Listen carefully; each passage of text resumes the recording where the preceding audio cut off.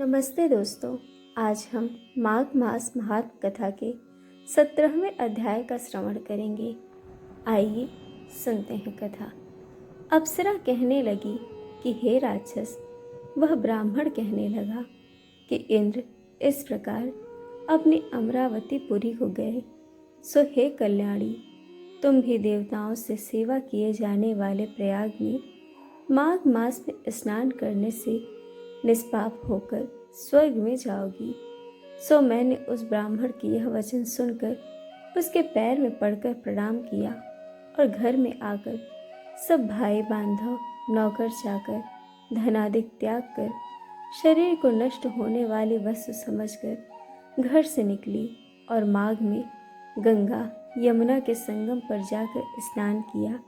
सो हे निशाचर, 3 दिन के स्नान से मेरे सब पाप नष्ट हो गए और 27 दिन के पुण्य से मैं देवता हो गई और पार्वती जी की सखी होकर सुख से निवास करती हूँ। इसीलिए मैं प्रयाग के महात्म को याद करके सब देवताओं के सहित माघ में प्रयाग स्नान करती हूँ। सो मैंने अपना यह वृत्तांत तुमसे कहा। तुम भी इस यौन में पड़ने और कुरूप होने का सब कारण कहो।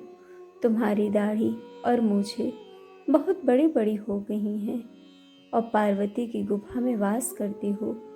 निशाचर कहने लगा कि हे भद्रे, सज्जनों से गुप्त बात कहने में ही कोई हानि नहीं होती। मुझको अब कोई संशय नहीं रहा कि मेरा उद्धार तुमसे ही होगा। सो मैं अपना सब वृत्तांत तुमसे कहता हूँ। मैं काशी में वेदों का ज्ञाता था और बड़े उच्च कुल के ब्राह्मण के घर जन्म लिया था।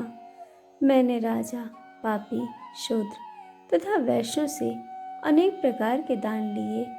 मैंने दान लेने में चंडाल को भी नहीं छोड़ा। उस जन्म में मैंने कोई भी धर्म नहीं किया, वहीं पर ही मृत्यु को प्राप्त हो गया। तीर्थ स्थान पर मरने के कारण नरक में नहीं गया। पहले 2 बार गिद्ध योनि में, 3 बार व्याघ्र योनि में, 2 बार सर्प योनि में, 1 बार उल्लू की योनि में और अब 10वीं बार राक्षस हुआ हूँ और सैकड़ों वर्ष से इसी योनि में हूँ। इस स्थान को 3 योजन तक मैंने जंतुहीन कर दिया है। बिना अपराध के बहुत से प्राणियों को मैंने नष्ट किया। इस कारण मेरा मन अत्यंत दुखी है। तुम्हारे दर्शन से चित्त में कुछ शांति अवश्य आई है, क्योंकि सज्जनों का संग तुरंत ही सुखदायी होता है। मैंने अपने दुख के कारण आपसे कहे और सज्जन लोग सदैव दूसरे के दुखों से दुखी होते हैं। अब यह बताओ कि इस दुख रूपी समुद्र को कैसे पार कर सकता हूँ? क्या क्षीर सागर हंस को ही दूध देता है, बगुले को नहीं देता? दत्तात्रेय जी कहने लगे कि इस प्रकार उसने वचन सुनकर कांचन मालिनी कहने लगी कि हे राक्षस, मैं अवश्य तुम्हारा कल्याण करूंगी। मैंने दृढ़ प्रतिज्ञा की है कि तुम्हारी मुक्ति के लिए प्रयत्न करूंगी। मैंने बहुत बार प्रयाग में स्नान किया। वेद जाने वाले ऋषियों ने दुखी को दान देने की प्रशंसा की है। समुद्र में जल बरसने से क्या लाभ? प्रयाग में स्नान करने का 1 बार का फल मैं तुझे देती हूँ। उसी से तुमको स्वर्ग की प्राप्ति होगी। उसके फल का अनुभव मैं कर चुकी हूँ।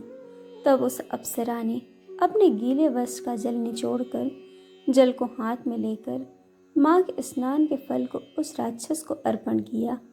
उसी समय पुण्य प्राप्त वह राक्षसी शरीर को छोड़कर तेज में सूर्य के सदृश देवता रूप हो गया।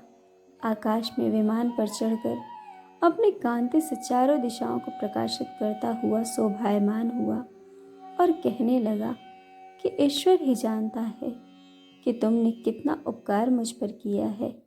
अब भी कृपया कुछ शिक्षा दो जिससे मैं कभी पाप न करूं। अब मैं तुम्हारी आज्ञा पाकर स्वर्ग में जाऊंगा। तब कांचन मालिनी ने कहा कि सदैव धर्म की सेवा करो, काम रूपी शत्रु को जीतो, दूसरे के गुण तथा दोषों का वर्णन मत करो, शिव और वासुदेव का पूजन करो।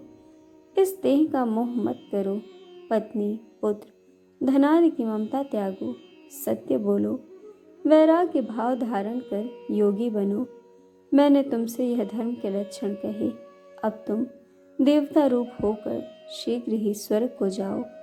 दत्तात्रेय जी कहने लगे कि इस प्रकार गंधर्वों से शोभित वह राक्षस कांचन मालिनी को नमस्कार करके स्वर्ग को गया और देव कन्याओं ने वहां आकर कांचन मालिनी पर पुष्पों की वर्षा की और प्रेम पूर्वक कहा कि हे बद्री, तुमने इस राक्षस का उद्धार किया। इस दुष्ट के डर से कोई भी इस वन में प्रवेश नहीं करता था, अब हम निडर होकर विचरेंगी।